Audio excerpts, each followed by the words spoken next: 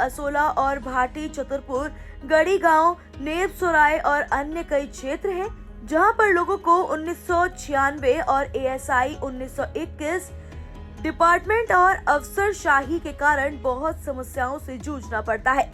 आज लोकसभा में सभापति से पुराने कानूनों को बदलने और राज्य सरकार को उसका काम याद दिलाने हेतु सांसद रमेश बिधूड़ी जी आग्रह करते हुए कि इन सभी क्षेत्र की डेमोक्रेशन रिपोर्ट तैयार कर इन डिपार्टमेंट्स को सौंपी जाए ताकि वहां के रहने वाले निवासियों को अफसरशाही द्वारा भ्रष्टाचार और प्रताड़ना का भागी ना बनना पड़े।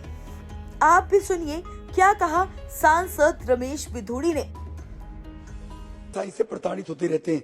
यूं तो इन प्रताड़ना के कारण हैं दो, एक तो वाइल्ड लाइफ सेंचुरी पर्यावरण फॉरेस्ट डिपार्टमेंट और एक archaeological survey of India. Sir, ये आर्कोलॉजिकल सर्वे ऑफ इंडिया 1921 का कानून है और दिल्ली के अंदर पर्यावरण का जो कानून 1996 लाया गया है, 1996 के उसी पुरानी तर्ज पर देखते हुए जो लोग 1996 से पहले वहां बसे हुए जमीनों में जब उनका सर्वे कराया गया, उन नंबरों को फॉरेस्ट में डाला गया तो मौके पे जाकर चेक नहीं किया गया।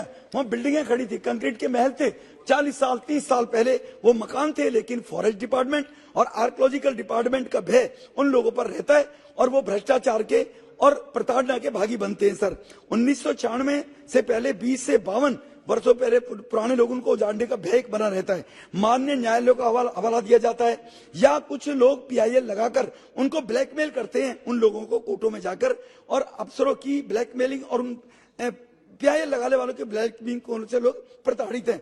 इस कानून जो पुरातत्व विभाग के अधिकारी उनके रखरखाव की जिम्मेदारी से हट जाते हैं कि हम तो आर्कोलॉजिकल मोन्यूमेंट के मालिक है, जमीनों के मालिक नहीं है, लेकिन कानून में वो मोन्यूमेंट की लैंड डाल रखी है, राज्य सरकार पल्ला झाड़ लेती है। सर, इस जो लोग पुराने बसे में हैं, पार्लियामेंट में कानून बना 2014 से पहले किसी गरीब व्यक्ति को छेड़ा नहीं जाएगा, तो या तो 1996 के पहले बसे हो सरकार हटाए, या आर्कोलॉजिकल में देश की आजादी के बाद बसे हो सरकार हटाए, लेकिन 2014 से पहले उस दायरे में आते हैं तो इस पार्लियामेंट का वो कानून आर्कोलॉजिकल पर पर्यावरण पर लागू नहीं होता है।